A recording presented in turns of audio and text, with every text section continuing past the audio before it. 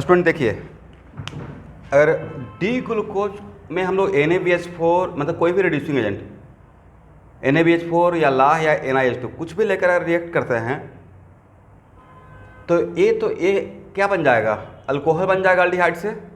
But ये carbon chiral carbon नहीं बन रहा है और बाकी इन सब पार्ट पे रिएक्शन हो रहा है।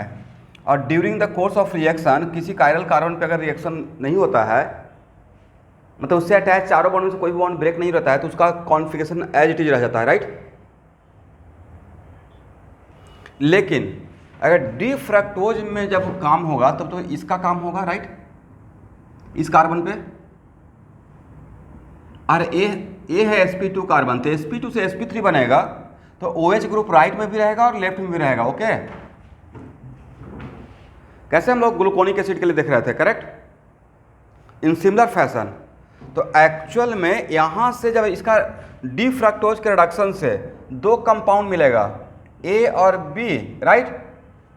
बट डी ग्लूकोज के रिडक्शन से सिर्फ कंपाउंड मिलेगा जिसका नाम, अगर उसका नाम हम लोग ए बोल रहे हैं तो इसका नाम क्या रहेगा, ए। तो जनरली क्वेश्चन पूछा जाएगा कि D fructose when treated with NaBH4 and D glucose when treated with NaBH4 both give same compound. तो इस स्टेटमेंट में 50% करेक्शन है। D glucose after iteration only one compound that is A, but D fructose gives two compound, A as well साथ में एक और देता है that is B, right.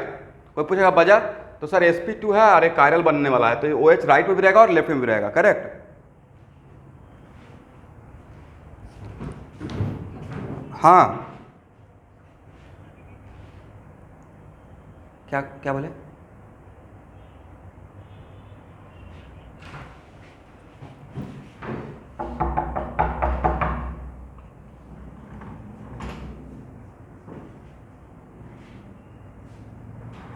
Spotlight करो भाई, ये सब भूल, स्पॉटलाइट वहाँ से होता है ना।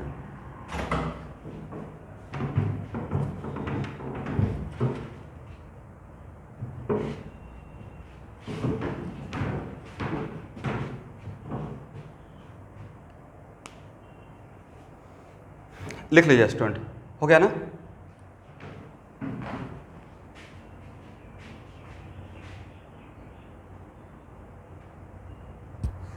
स्पॉटलाइट अभी नहीं हुआ है, हाँ अब हो गया, लिख लीजिए। हो गया हो गया हो गया।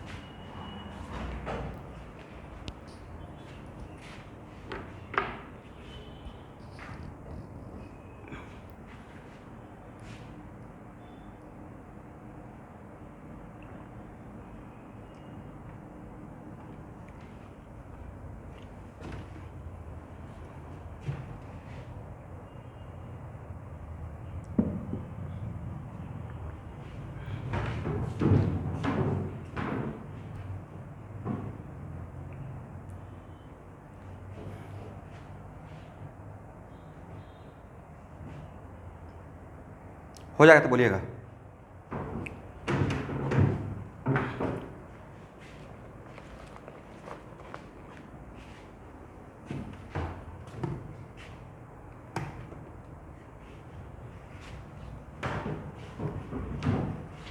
इसको हटाएं, तो एक कंपेरिजन आप देख लिया ना, इसको आप मेंशन कर लिए हैं।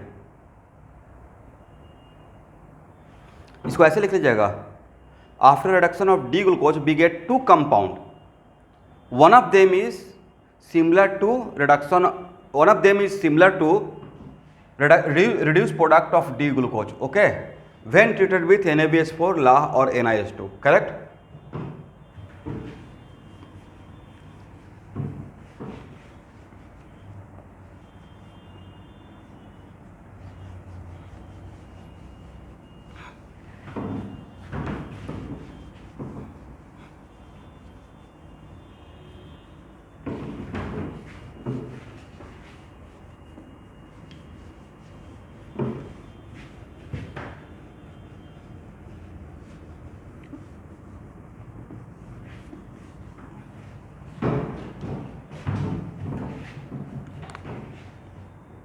अब नोट करके लिखिए।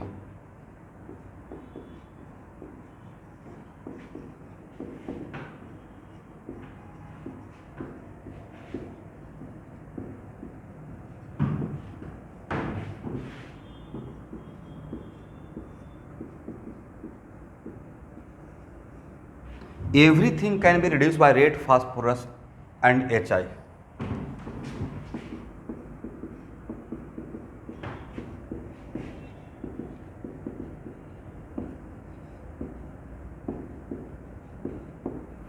जस्ट लाइक एटम बम, मैंने कुछ भी है अगर उसका रिडक्शन करना है तो वेरी पावरफुल रिड्यूसिंग एजेंट, इतना पावरफुल है। यहाँ देखिए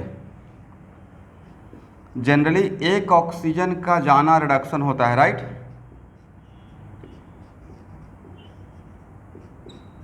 इसका पावर का इस बात से अंदाज़ा लगा सकते हैं कितना ऑक्सीजन, इसमें डी ग्लूकोज एल ग्लूकोज सब आ गया, राइट। मैंने हाइड करके लिख दिया ना, तो ये ऑल 16 एल्डो हेक्सोज, करेक्ट। सबका एक साथ बोल देता हूँ, उस पर डी ग्लूकोज भी हो जाएगा, कोई फर्क नहीं पड़ेगा, करेक्ट। तो रेड फास्फोरस एंड HI अगर इसमें डालते हैं तो भाई ये बन जाएगा नॉर्मल हेक्सेन, और इतना विगरस रिएक्शन है तो इसका मैकेनिज्म आपसे नहीं पूछा जाएगा, करेक्ट। याद रहेगा। इसका मतलब आप डी ग्लूकोज लिए हुए हैं, डी ग्लूकोज, उसमें रेड फास्फोरस HI डाल दीजिए, बन जाएगा पेट्रोल, राइट। 6-8 कार्बन के बीच का जो रहता है hydrocarbon, that is petrol, right.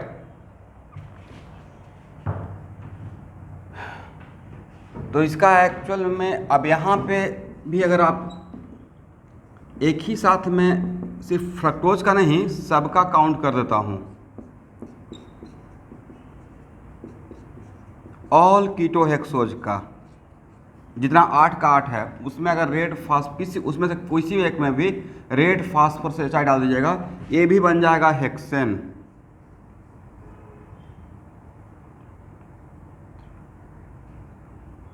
Normal hexane. क्यों होता है, कैसे होता है, ये आपसे कोई नहीं पूछेगा, इसको बस रट्टा मार लीजिएगा, ठीक है।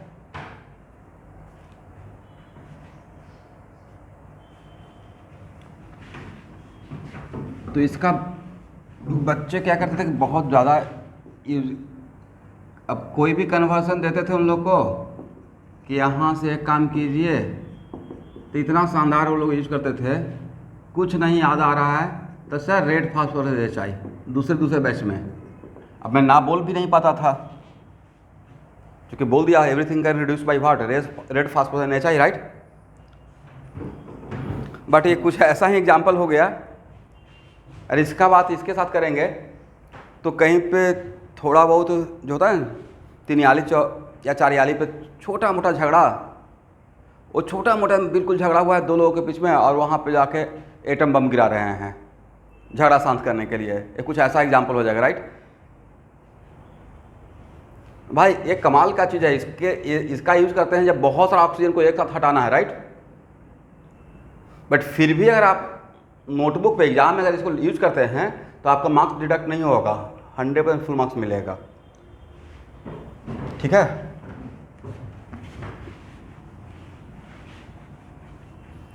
अब एसीटोन से प्रोपेन बनाने के लिए 1 स्टेप, कुछ भी नहीं समझ में आ रहा है, रेड फास्फोरस HI, राइट।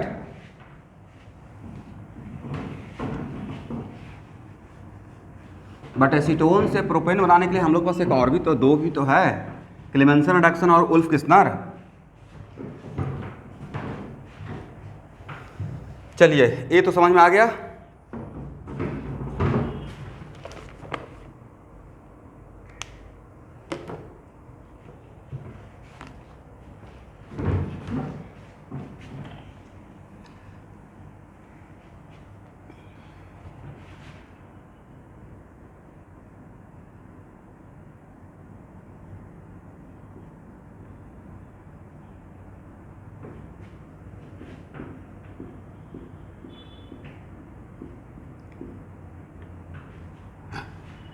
इसका नाम लेड टेट्रा एसीटेट, राइट।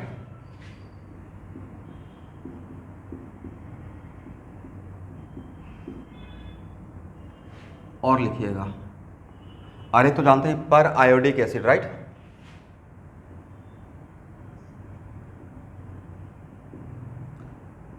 तो जो काम ए करेगा वही काम ए करेगा,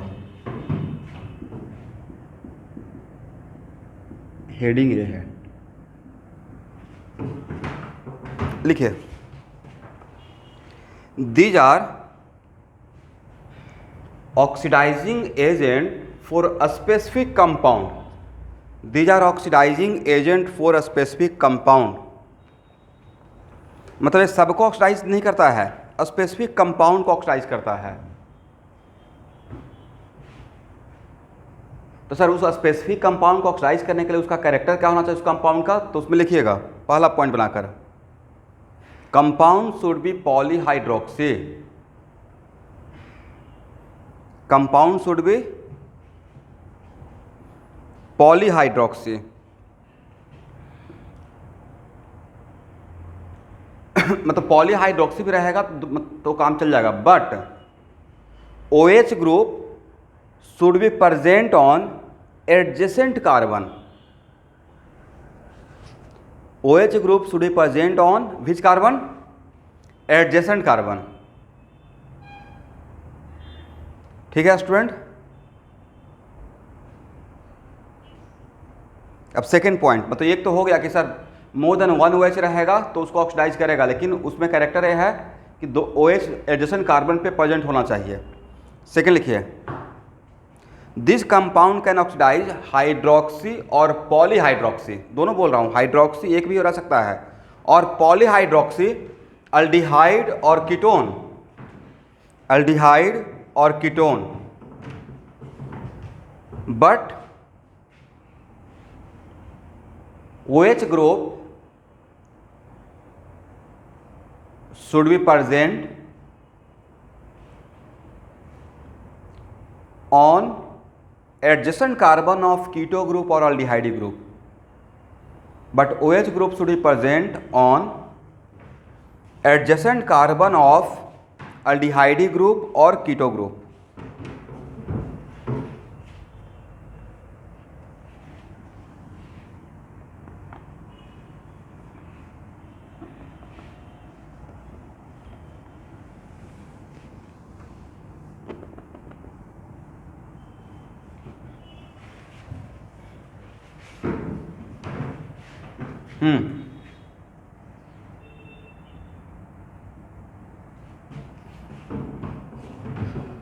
हाँ लिखे तो सेकेंड पॉइंट में है specific compound can also be hydroxy और पॉलीहाइड्रोक्सी, अल्डिहाइड और कीटोन, मतलब हाइड्रो उसमें एक OH भी हो रह सकता है, लेकिन वो हाइड्रोक्सी और पॉलीहाइड्रोक्सी कौन सा, अल्डिहाइड और कीटोन, करेक्ट।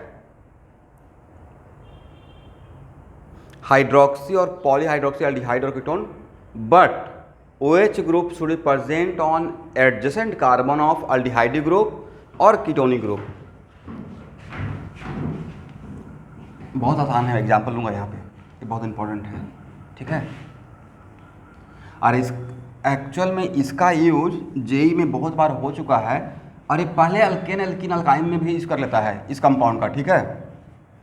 यहाँ देखिए, मान लेते हैं कि OH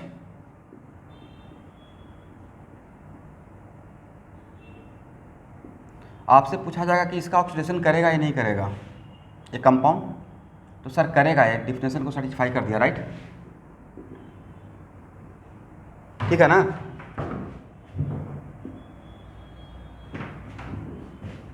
नेक्स्ट क्वेश्चन,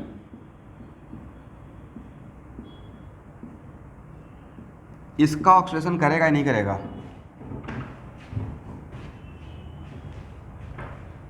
तो सर पॉलीहाइड्रोक्सी तो है, राइट,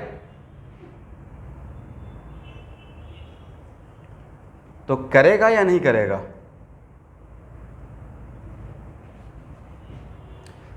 तो सर इन दोनों को करेगा जो एडजेसेंट रहेगा, बट इसको ऑक्सीडाइज इस पार्ट को नहीं करेगा, समझे, जो एडजेसेंट रहेगा उसको करेगा, ओके। अब मैं डिफिनेशन को एक मिनट डिफिनेशन को डिकोड कर रहा हूँ, ठीक है। तो जो OH एडजेसेंट रहेगा 2 OH, वो आप उन दोनों कार्बन को ऑक्सीडाइज करेगा, बट जो एडजेसेंट नहीं रहेगा उसको एज इट इज छोड़ देगा, होगा। मतलब समझा रहा हूँ आपको, ये नहीं बोल रहा हूँ कि हाँ डिफ्यूजन नहीं था, मैं अब एग्जाम्पल लेकर बता रहा हूँ। तो इस पार्ट का ऑक्सीडेशन होगा उस कंपाउंड से, बट इस पार्ट का ऑक्सीडेशन नहीं होगा। इसमें इस कार्बन का भी होगा, इस कार्बन का भी होगा, इस कार्बन का भी होगा, हर कार्बन का होगा, राइट।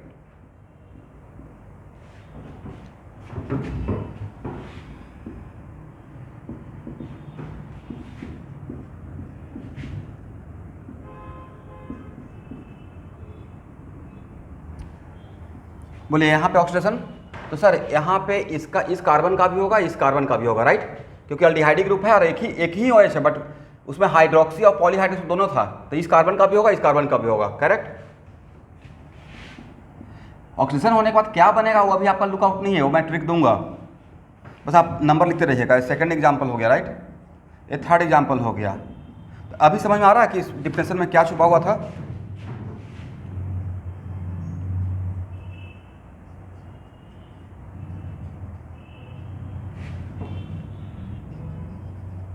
बहुत आसान था, जो समझने वाला कोई बात ही नहीं था। डिफरेंशियल सेकंड पॉइंट पढ़िए, पढ़ लिए।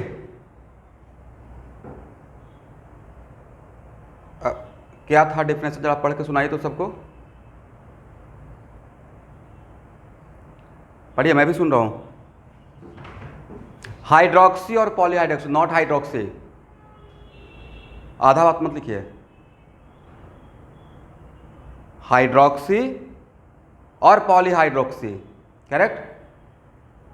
मैं बोला था जब अल्डिहाइडिक और कीटो ग्रुप रहेगा तो वहां पे 1OH भी रह सकता है, इस बात को 4 बार बोला हूं। But OH group should be present on adjacent carbon of keto group और अल्डिहाइडिक ग्रुप। तो पूरा दिमाग खोलकर जो बोलते हैं उसको एक एक शब्द को लिखिएगा, आप समझे। इसका मतलब यहां पे अल्डिहाइडिक ग्रुप है और एक OH है, लेकिन वो OH इसका अल्डिहाइडिक ग्रुप के एडजेसेंट कार्बन पे है, करेक्ट। तो इसका भी होगा, इसका भी होगा। कहने का मतलब है कि जहां पे जिस कार्बन पे OH रहेगा और जो अल्डिहाइडिक ग्रुप रहेगा उसी का होगा, बाकी कार्बन एज इट इज रह जाएगा। ऑक्सीडेशन में कैसे होगा वो मैं ट्रिक अभी देने वाला हूं, बट अभी हम लोग देख रहे हैं कि कौन सा कंपाउंड का होगा, कौन सा का नहीं होगा। यहाँ पे OH होते हुए भी इस कार्बन का क्यों नहीं हुआ, क्योंकि सर यहाँ का OH किसी दूसरे OH के एडजेसेंट कार्बन के साथ मैच नहीं कर रहा है। जहाँ पे सिर्फ polyhydroxy, not aldehydic and keto group, तो उसका भी करेगा, बट वहाँ पे OH group should be present on adjacent carbon, correct. आप समझ, थर्ड एग्जाम्पल समझ में आया या नहीं आया। अब बोलेंगे ही नहीं, सबसे बड़ा इनके साथ समस्या यही है। जिनका डाउट है उनको तो बोलना पड़ेगा कि समझ में आया नहीं आया।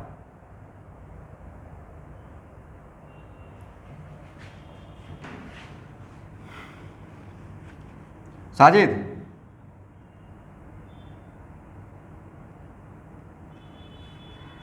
वो गायब ही हो गया क्या। हाँ, अभी समझ में आया है। कहाँ चले जाते हैं।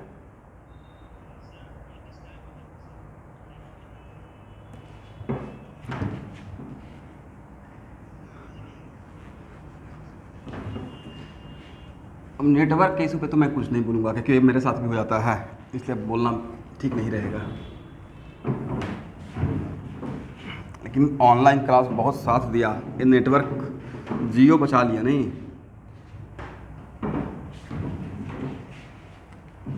हाँ, तो मैं खुद के लिए तो यही बोलूँगा कि जियो हम लोग के लिए वरदान बन गया,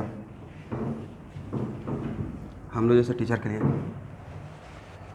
सोचिए ना, पिछले साल भी ये मार्च और अप्रैल और मई कोचिंग लाइन के जो या टीचर के लिए पीक टाइम होता है नहीं, पूरे साल तो यही 3 महीने से चलता है मोटा मोटी, और हर टाइम पे इसी टाइम पे हो रहा है लॉकडाउन वगैरह कुछ। क्या कीजिएगा। तो ये साल तक मोटा मोटी मान के चलिए ऐसा ही रहेगा।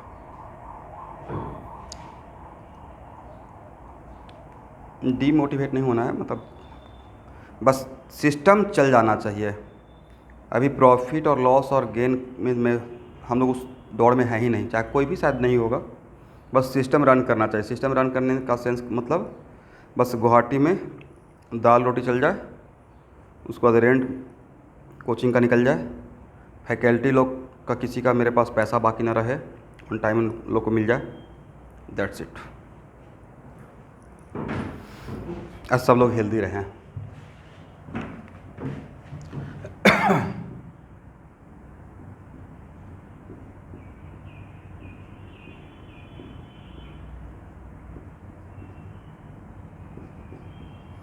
अब आपको इसमें बताना है कि इसका ऑक्सीडेशन किया जाएगा उन सारे कंपाउंड को लेकर जो कंपाउंड अभी हम लोग पढ़ने वाले हैं। तो कौन कौन सा कार्बन का ऑक्सीडेशन होगा? तो सर इस कार्बन का होगा, राइट, इस कार्बन का भी होगा, इस कार्बन का होगा। What about this carbon? Sir नहीं होगा, समझ गए, ये एडजेसेंट पे नहीं है। इस OH को या तो OH का एडजेसेंट हो जाए और नहीं तो कीटो ग्रुप और अल्डिहाइड ग्रुप का एडजेसेंट हो जाए, करेक्ट।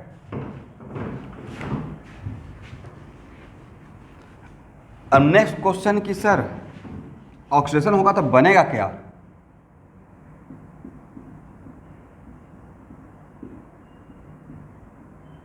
तो बहुत आसान सा एग्जाम्पल से लेकर समझा रहा हूँ। इसका ऑक्सीडेशन होगा या नहीं होगा स्टूडेंट?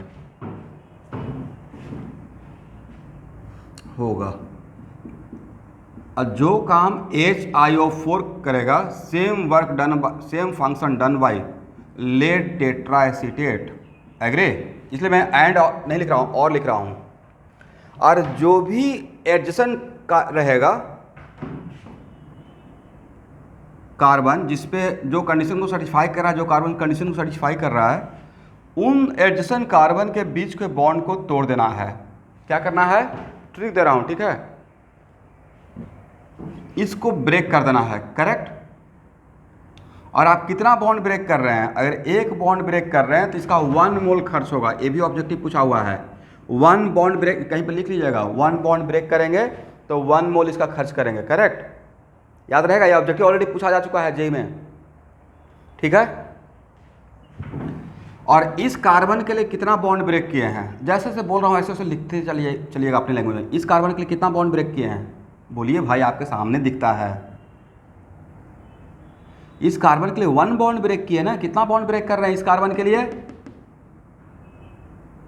तो जिस कार्बन के लिए जितना बॉन्ड ब्रेक करेंगे उस कार्बन को उतना OH ग्रुप दे देंगे। मैंने क्या बोला? बोलिए मेरे स्टेटमेंट को। सर जिस कार्बन को आपने ट्रिक दिया, जिस कार्बन के लिए जितना बॉन्ड ब्रेक करेंगे उस कार्बन को उतना OH दे देना है, राइट, तोड़कर। इसको सिर्फ सुने या लिख भी लेंगे? लिख लीजिए।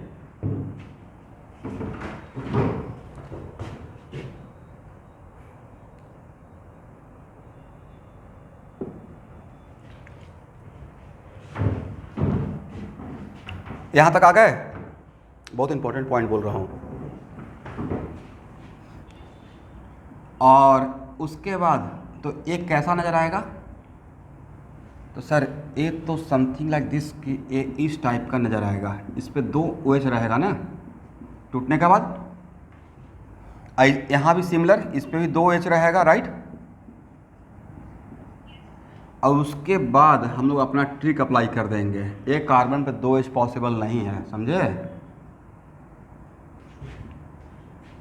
तब जो नज़र आएगा वो लिख दीजिएगा। तो क्या नज़र आया? Aldehyde, formaldehyde, right. ए वाला पार्ट था पार्ट ए वाला पार्ट था पार्ट बी, राइट। दोनों से तो सर सेम ही मिल गया, राइट।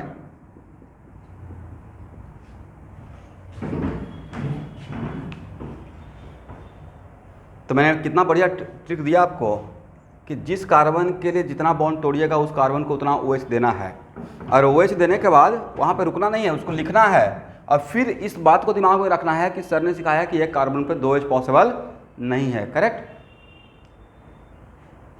और ऐसे भी वी नो दैट ये किसका हाइड्रेट था? हाइड्रेट ऑफ अल्डिहाइड था, राइट। और हाइड्रेट का ऑक्सीडेशन बहुत आसान होता है और यहाँ पे लिए हुए ऑक्सीडाइजिंग एजेंट, करेक्ट।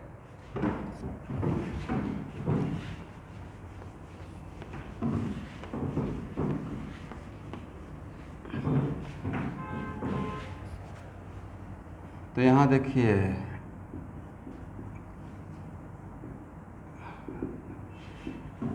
एग्जाम में ऐसे आएगा, alkaline dilute alkaline KMnO4 ice cold क्या बनेगा, और उसके बाद HiO4। जैसे कुछ स्टूडेंट होते हैं ना जिनको बीच में चीज़ों को छोड़ देना होता है, वो मेरे साथ कार्बोहाइड्रेट तक हैं ही नहीं, बीच में छोड़कर आराम फरमा रहे हैं, और तब पूछा जाएगा ए क्या होगा बी क्या होगा, राइट। तो भाई ये तो पढ़ाया था अल्किन में, ये पढ़ाया लास्ट क्लास में, करेक्ट। बट कहाँ के रिएक्शन कहाँ पे लेके चला गया, क्या प्रॉब्लम है क्या,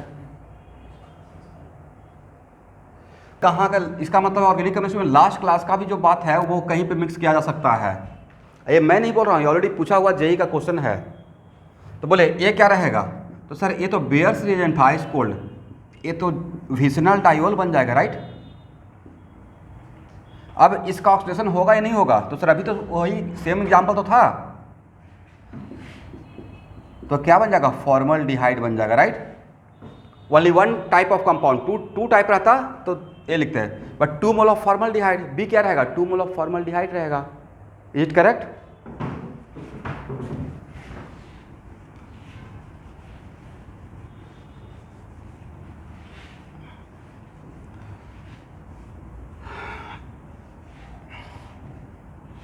अब यहां देखिए,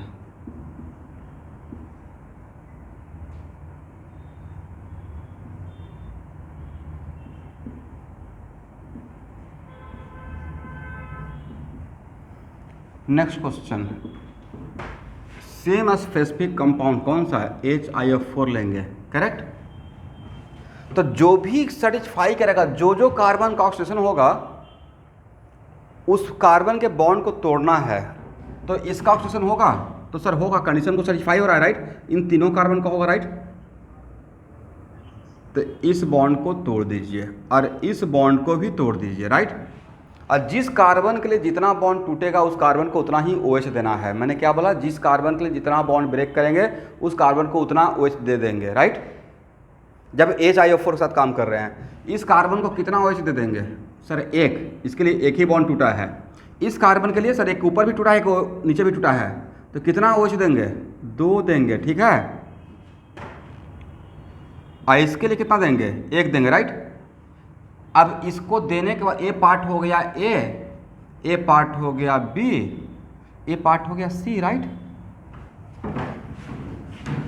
अब रफ वर्क करते हैं, पार्ट ए से क्या मिलेगा, जरा देखिए तो सर पार्ट ए से तो H, और इसमें ए तो पहले से ही था, और OH, इसको कुछ करने का रिक्वायरमेंट ही नहीं है, फॉर्मिक एसिड, राइट। ये तो दिखेंगे अगर फॉर्मिक एसिड, करेक्ट। ए हो गया part A. What about part B, तो सर पार्ट बी में तो एक ही कार्बन पे 3 OH आ गया, नहीं, एक तो पहले से था, 2 और दे दिए, सर्वाइव करेगा, तो सर एक को तो जाना पड़ेगा, तो जाकर बनेगा क्या, formic acid, agree. And what about part C, तो सर पार्ट सी तो फॉर्मल्डिहाइड बनने वाला है। क्या मैं डायरेक्ट लिख दूं, आप लोग समझ गए, तो बहुत टफ है, बस ट्रिक को याद रखना है। क्या याद रखना है, जिस जो भी कार्बन ऑक्सीडेशन होने के लिए रेडी है, जो कंडीशन को सेटिस्फाई कर रहा है, उस कार्बन के लिए जितना बॉन्ड टूटेगा उसको उतना OH देना है। बट OH देकर वैसे ही छोड़ना नहीं है, फिर देखना है कि वहाँ पर OH रहेगा या नहीं रहेगा। यहाँ पे देने के बाद बाकी कुछ करने का रिक्वायरमेंट है, एक कंपाउंड स्टेबल कंपाउंड है फॉर्मिक एसिड, बट इस कार्बन पे 3 OH हो गया, स्टेबल रहेगा या एक OH को जाना पड़ेगा, तो फॉर्मिक एसिड में कन्वर्ट होगा, राइट। इसका पार्ट ए भी फॉर्मिक एसिड दिया, पार्ट बी भी फॉर्मिक एसिड ही दिया, राइट। पार्ट सी फॉर्मल्डिहाइड दिया होगा। चलिए यहां तक आ जाइए,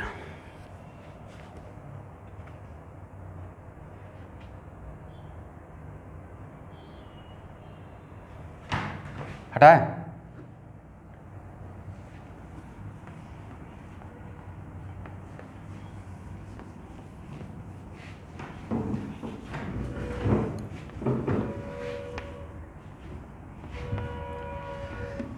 कल बाई मिस्टेक शायद मुझे 9 AM लिखना था, तो 8 AM शायद लिखा गया, नहीं है। एक्चुअल में कल मेरा 11 बजे रात तक क्लास ही था, 12th क्लास में। और उसके बाद जब इतना टायर्ड हो गया, सोते सोते बहुत लेट हो गया हम लोग को क्लास ख़त्म करते हुए। फिर उठा तो देखा कि मैं 8:30 में उठ ही रहा हूँ। फिर देखा अरे 8 AM तो टाइम ही लिखा हुआ है।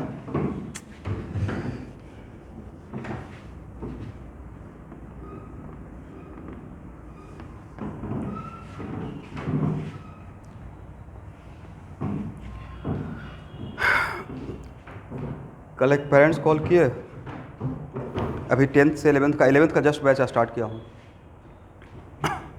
बोले सर मेरी बच्ची बहुत मतलब परेशान है, हमको बताइए वजह। तो वो पूरा NCERT केमिस्ट्री का दोनों वॉल्यूम खोज रही है कि सर जो चैप्टर पढ़ा रहे हैं कहाँ पे है। नोमेनक्लेचर में पढ़ा रहा हूँ, वहाँ से स्टार्ट किया हूँ। तो सर आप NCERT पढ़ाएंगे कि नहीं पढ़ाएंगे, आप इसका रिप्लाई क्या दे सकते हैं बताइए।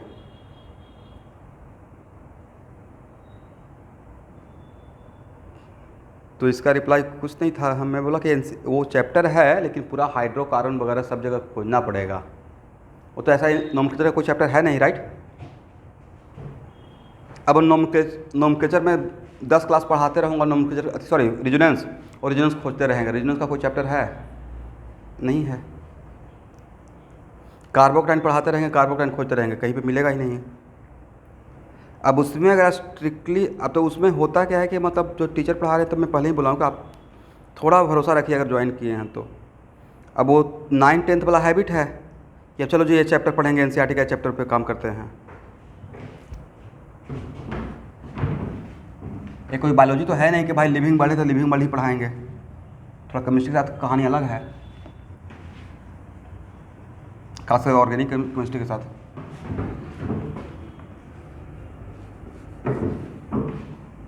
अब उसमें फिजिक्स में पहले रेस्ट एंड मोशन दिया हुआ है, बाद में वेक्टर दिया हुआ है। आपके अकॉर्डिंग पहले क्या पढ़ना चाहिए?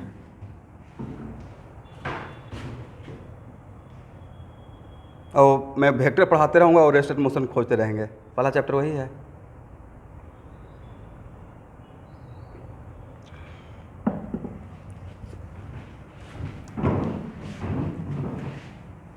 चलिए,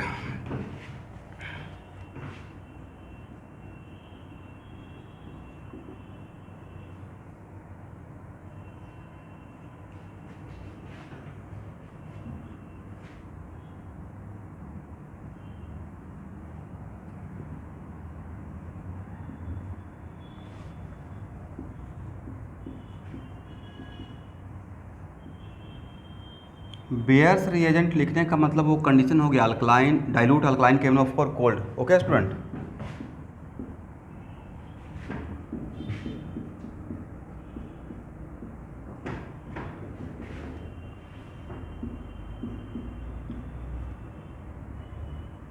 ए क्या होगा, बी क्या होगा, सी क्या होगा। एक्चुअली एक क्वेश्चन में IIT क्वेश्चन बैंक से उठा लिया डायरेक्ट।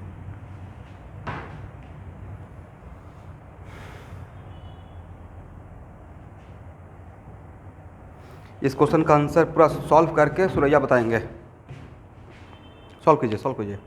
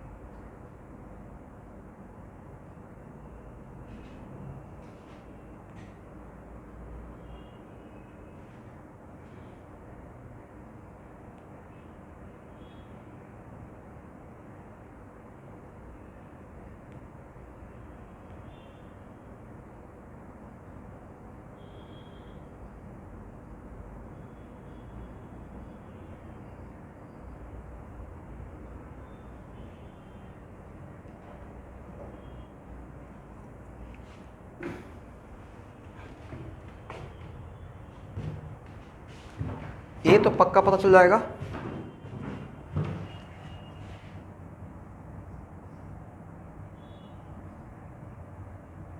ये होगा नहीं। What about B? बी में सर इसको ब्रेक करेंगे तो ब्रेक करने के बाद बनेगा क्या?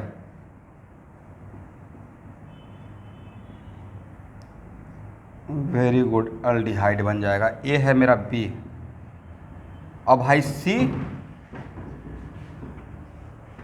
नहीं नहीं एसिड नहीं बनेगा, ये एल्डोल कंडेंसेशन हो गया, इंट्रामोलिकुलर एल्डोल कंडेंसेशन, राइट।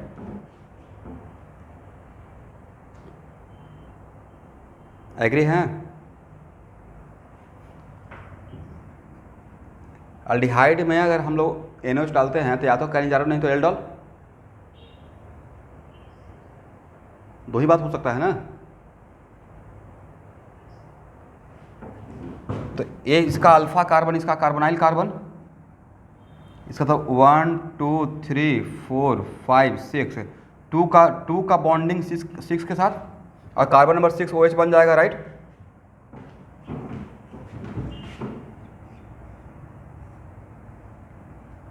ये हो गया 2 और ए बन जाएगा OH, और 2 का बॉन्डिंग 6 के साथ, और 2 से अटैच क्या रहेगा? कार्बन नंबर 1 का अल्डिहाइड ग्रुप, राइट। और ये हो गया अल्फा, ये हो गया बीटा, यहाँ से वाटर को आउट कर देंगे।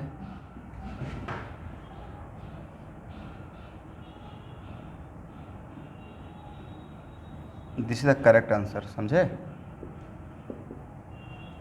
तो अब थोड़ा सा समझ में आ गया कि पूरा सिलेबस क्यों इंपॉर्टेंट है ऑर्गेनिक केमिस्ट्री का। इसमें आप आधा अधूरा काम करके नहीं बच सकते हैं, क्योंकि जो क्वेश्चन सेट करने वाले हैं, खासकर अगर आईआईटी का एडवांस का लेवल का बात करें तो they are very smart people. पूरा सिलेबस को उनको पकड़ होता है कैसे क्वेश्चन को मिक्स किया जाए, और बहुत ब्यूटीफुल। इसमें कोई लेंदी, कहीं पे कुछ लेंदी लग रहा है या स्ट्रेट फॉरवर्ड है, बस यही बात है ना कि आगे से लेकर पीछे तक का नॉलेज होना चाहिए।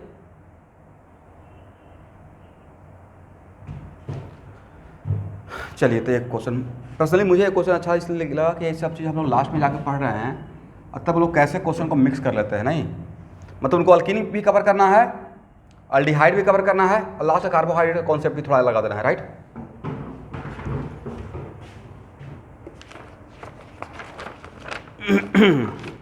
चलिए, हो गया।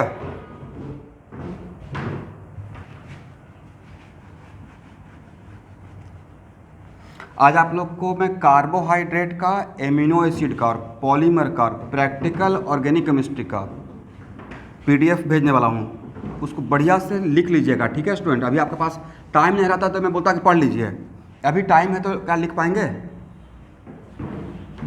लेकिन कार्बोहाइड्रेट में सब मत लिखिएगा, मतलब कार्बोहाइड्रेट तो मैं पढ़ा ही दिया हूँ, उसमें जो आपको काम का रहेगा उसमें बहुत कुछ रहेगा, तो थोड़ा देख लीजिएगा कि अगर लगता है कि नहीं इतना बहुत ज़्यादा हो रहा है तो छोड़ सकते हैं, या प्रिंट आउट निकाल के भी उसको पढ़ सकते हैं, ठीक है।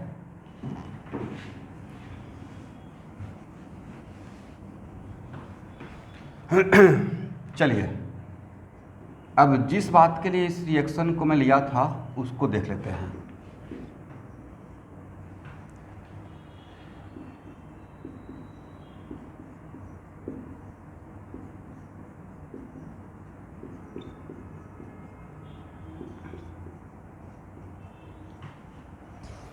एक कितना कंपाउंड को मैंने एक साथ लिख दिया, तो सर ऑल 16 एल्डोहेक्सोज, राइट।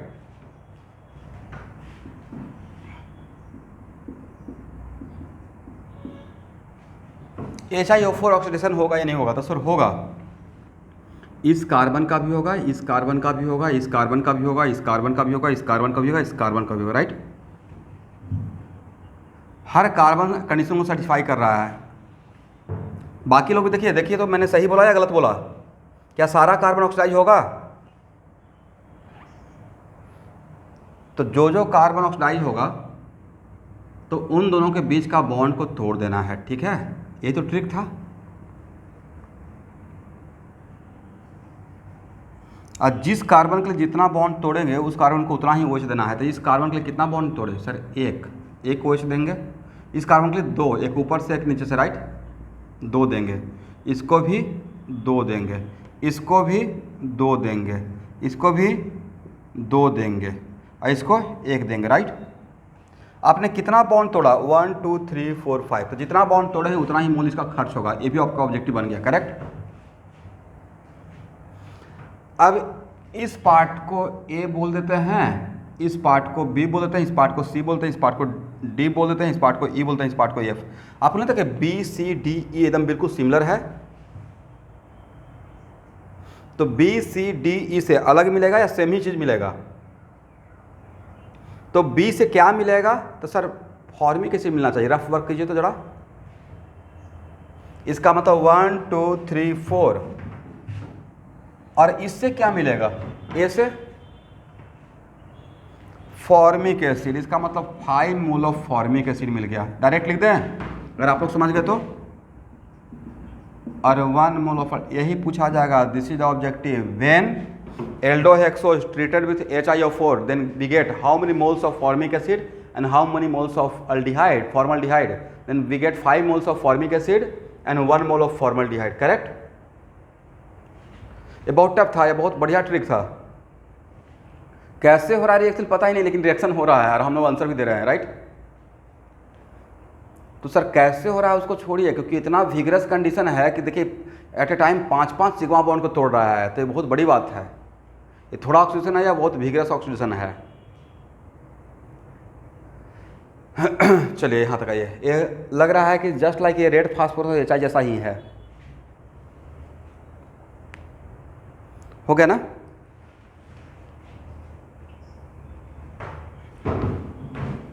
इसको हटाएं।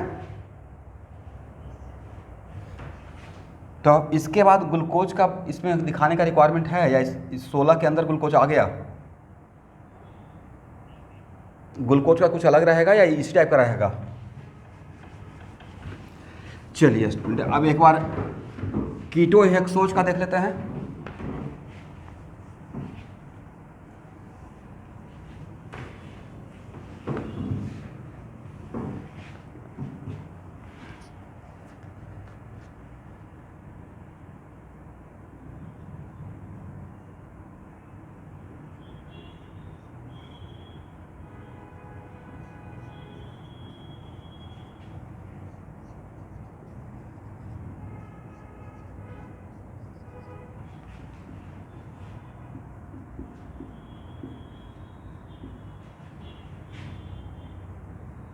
ए भी बॉन्ड ब्रेक होगा, ए भी बॉन्ड ब्रेक होगा, ए भी बॉन्ड ब्रेक होगा, ए भी बॉन्ड ब्रेक होगा और ए भी बॉन्ड ब्रेक होगा, ठीक है। इसको कितना दीजिएगा? 1 OH। इसको भी कितना दीजिएगा? 1 OH।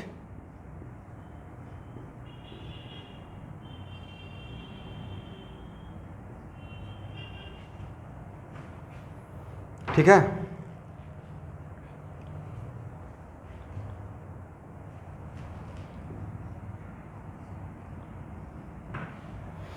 चलिए, तो ए पार्ट क्या देगा जरा रफ वर्क करके बताइए तो।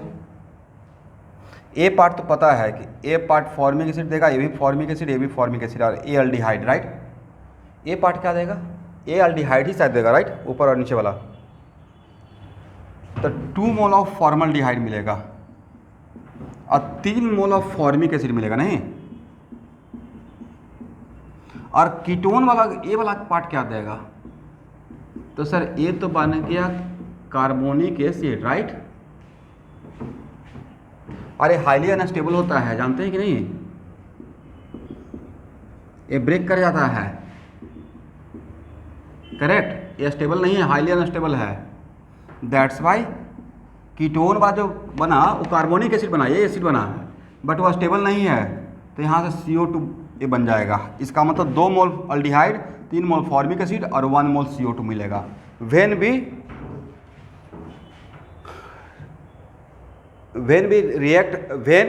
we take ketohexose with HiO4। तो ये है रिएक्शन का तरीका। तो ए पहले से जानते थे, बस ए नया बात रहा। तो नया कुछ बात नहीं रहा। ये H2CO3 था, जो कि जिसके बारे में हम लोग जानते हैं हाईली अनस्टेबल कंपाउंड है। ये ऑटोमेटिक खुद से डिसोसिएट करके CO2 और वाटर में ब्रेक हो जाता है, राइट। चलिए स्टूडेंट, यहाँ तक हो गया तो बोलिएगा।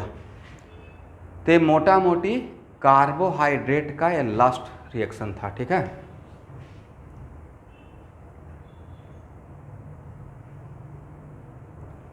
अब हेडिंग बनाइए एमिनो एसिड।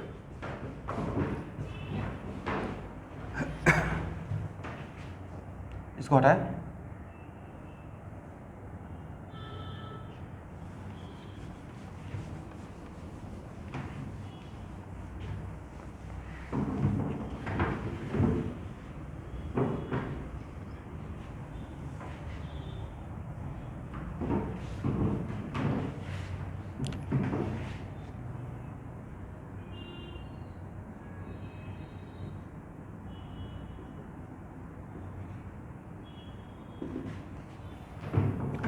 लिखिए the compound containing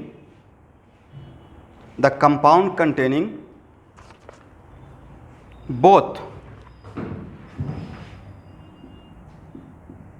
NH2 and acid group, ये तो पहले से आप लोग जानते भी होंगे। The compound containing both NH2 and acid group are called amino acid, correct. Depending upon relative position of NH2, depending upon relative position of NH2, it is classified as alpha amino acid, beta amino acid and so on। तो ये तो सब आप लोग को पता ही होगा। यहाँ देखिए मैं बता रहा हूँ, एक मिनट वेट कीजिए। कुछ नहीं है। इस एसिड का अल्फा कार्बन कौन सा? तो इसके बगल वाला कार्बन बोलिए CH2 भी है। CH2 क्या होता है? बगल वाला कार्बन है। तो इस कार्बन को बोलते हैं अल्फा कार्बन, करेक्ट। और अगर इस कार्बन पे NH2 प्रेजेंट रहेगा तो इसका नाम दिया गया है। इसमें कौन सा बड़ा बात है? ये तो ऐसे भी पोजीशन ऑर्थो पैरा बताते थे ना पोजीशन बेंजीन में, वैसे ही अल्फा भी लिख सकते हैं। नंबर न देके ऐसे लिखते हैं, इसका नंबर क्या 1 2 3 4 2 एमाइनो ब्यूटानोइक एसिड। अभी क्या बोल रहे हैं? Alpha amino butanoic acid, agree. तो एसिड के रेस्पेक्ट में अल्फा कार्बन पे अगर रहेगा तो उसको बोलेंगे अल्फा एमिनो एसिड, राइट। और अल्फा कार्बन के बगल वाला कार्बन को बोलते हैं बीटा कार्बन, एग्री।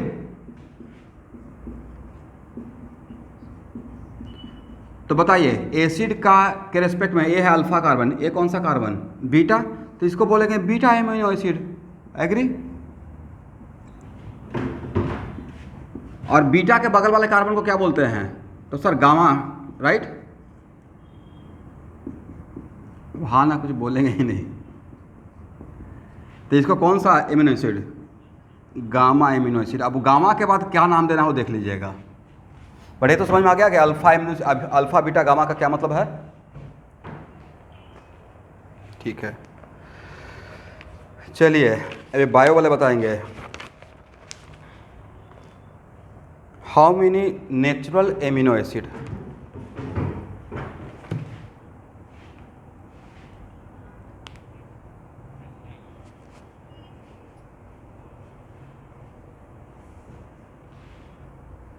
बाकी लोग anyone? Total natural amino acid is 22, जिसमें 2 में सल्फर होता है, ठीक है। 16 और सिस्टाइन। आज जिसमें सल्फर होता है वही एक्चुअली ऑब्जेक्टिव में जेई मैंने पूछा हुआ है। जिसको हम लोग याद नहीं रखने की कोशिश कर रहे हैं वही पूछा हुआ है, राइट। पहला तो ऑब्जर्वेशन मैं लिखवा दूंगा। पहला बात तो ये हो गया। दूसरा बात ये है कि एक्चुअल में जैसे मैंने कैसे बोला कि कार्बोहाइड्रेट में जो नेचुरल कार्बोहाइड्रेट होता है वो कैपिटल डी कॉन्फ़िगरेशन के साथ एग्जिस्ट करता है, राइट। किसके साथ? Capital D. लेकिन हम लोग कैपिटल एल कार्बोहाइड्रेट भी सिंथेसाइज कर लिए हैं लेबोरेटरी में। But capital L carbohydrate generally poisonous nature का होता है, correct. In similar fashion amino acid is the, कह सकते हैं, बिल्डिंग ब्लॉक ऑफ प्रोटीन। ये सबको बायो ब्लॉक पता होगा, मैं बहुत छोटा सा बात बोल रहा हूँ आपके लिए, राइट। बट एमिनो एसिड में भी जो नेचुरल एमिनो एसिड है वो with capital L configuration exist करता है। कौन सा कॉन्फ़िगरेशन के साथ? Capital L configuration. Because capital amino acid में उल्टा हो जाता है, एल एमिनो एसिड पॉइजन नहीं होता है, but capital D amino acid generally poison होता है, राइट। देखते नहीं, जनरली बोला जाता है जहर को जहर ही काटता है, कहावत।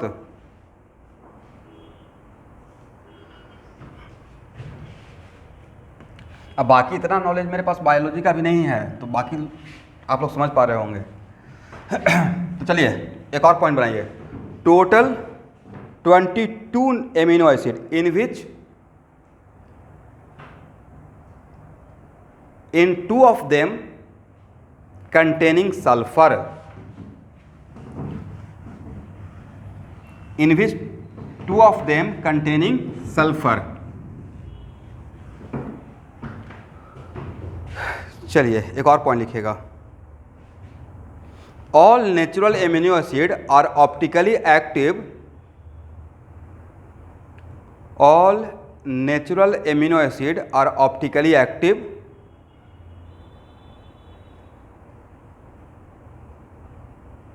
with L capital L configuration except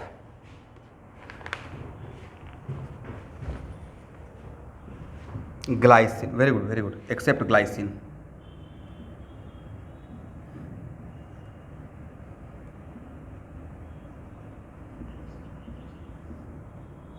glycine लिख रहा हूं, यहां देखिएगा, this is the structure of glycine. यहाँ पे एक कार्बन कायरल कार्बन बन पाया, तो जो 22 है उसमें से one of them is glycine भी है, तो बाकी जो 22 है वो ऑप्टिकली एक्टिव है, उसमें से एक ही जो है ऑप्टिकली इनएक्टिव है। तो ये आपका ऑब्जेक्टिव हो गया, ठीक है। ऐसे ऑब्जेक्टिव आ जाएगा, which natural amino acid are optically inactive, उसमें ऑप्शन में ग्लाइसिन भी रहेगा, तो इसको रट जाइए, करेक्ट।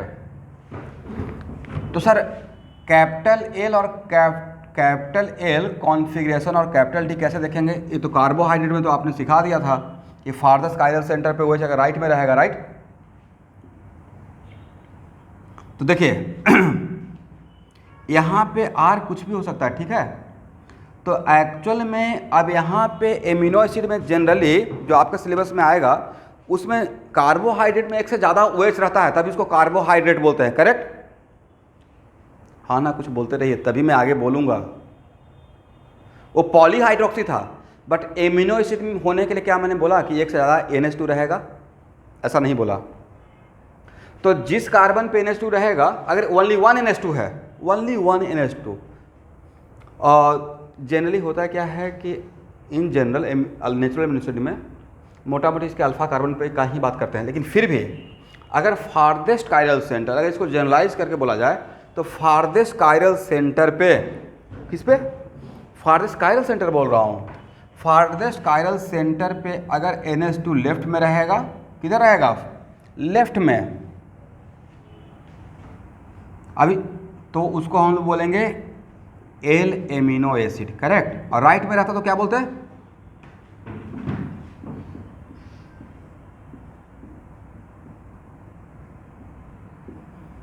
ये हो जाएगा डी एमिनो एसिड, करेक्ट।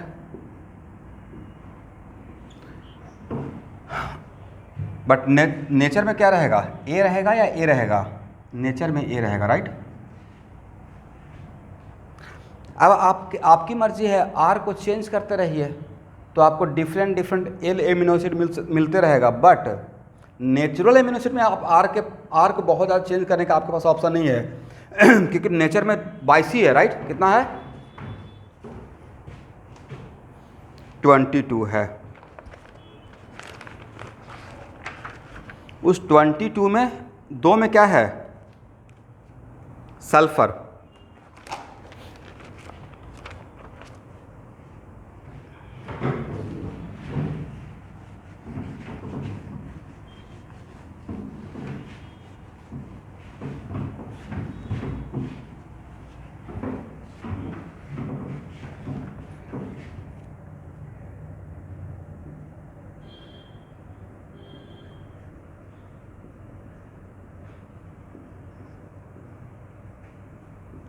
देखिए स्टूडेंट, इसको बोलते हैं,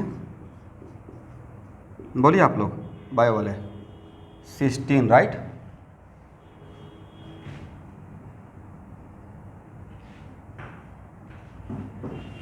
इसका दो मॉलिक्यूल को आपस में ले लेते हैं और अगर ऑक्सीडाइज करते हैं तो यहाँ का हाइड्रोजन, यहाँ का एसएच का कंबाइंड हो जाता, यहाँ से रिप्लेस हो जाता है और CH2 सल्फर सल्फर के बीच में बॉन्ड बन जाता है, ठीक है। तो नया ऑब्जेक्टिव ये हो गया कि सिस्टीन का अगर ऑक्सीडेशन कर देंगे तो यही है सिस्टाइन, ठीक है।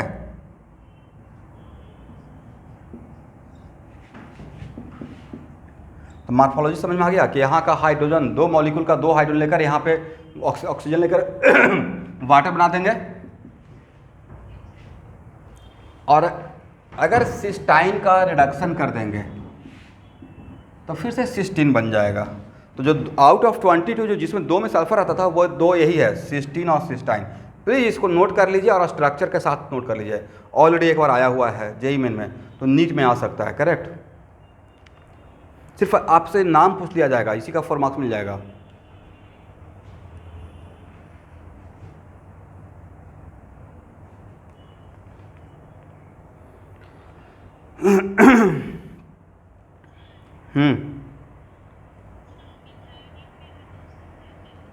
किसमें? एक इनका क्वेश्चन है। तो देखिए रीना, मुझे बायोलॉजी का बहुत सारा इसमें इम्यूनो, पूरा आपका चैप्टर ही इम्यूनो एसिड का है, राइट। अब पूरा मुझसे पूछेगा तो मुझे नहीं पता है, पहले ही सरेंडर कर रहा हूँ। जिस चीज़ में मैं मास्टर नहीं हूँ उसका मैं बात नहीं करूँगा। अब उसमें 22 क्या, बहुत उससे भी ज़्यादा हो सकता है, राइट।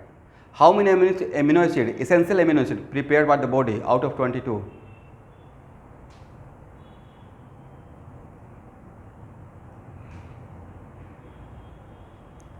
बोलिए आप, ये बायो का ही क्वेश्चन है। Very good, 10। बाकी कहाँ से आता है? तो बाकी उसके लिए हम लोग फूड लेते हैं, डाइट लेते हैं, नहीं। Very good, very good. तो अब देखिए ये सब बात कोई अब एक बात कोई मुझे बताया हुआ इसलिए रटा हुआ हूँ, बट लगता है कि केमिस्ट्री का पार्ट है, नहीं है। तो जो केमिस्ट्री का पार्ट है वहाँ तक मैं रहूँगा, ठीक है। बाकी पूछेगा अंदर से तो मैं सरेंडर कर जाऊँगा। अब इसमें बहुत सारा नाम रहेगा, तो वो नाम मैं फ़ोटो खींच के अभी भेजने वाला हूँ, सब लिख लीजिएगा, ठीक है। सारा 22 का स्ट्रक्चर यहाँ पर रखा हुआ है, करेक्ट। और 22 का स्ट्रक्चर आप चाहेंगे तो रख सकते हैं। तो स्टूडेंट आज का क्लास इतना ही रहने देता हूँ। तो कल एमिनो एसिड का कंप्लीट एमिनो एसिड क्लास चलेगा और उसके बाद एक क्लास पॉलीमर का, only 2 class theory class left. Okay, अब देखिए एमिनो एसिड, प्रोटीन, अभी इस समय मेरा टेस्ट लीजिएगा तो मैं यहाँ पर फेल कर जाऊँगा।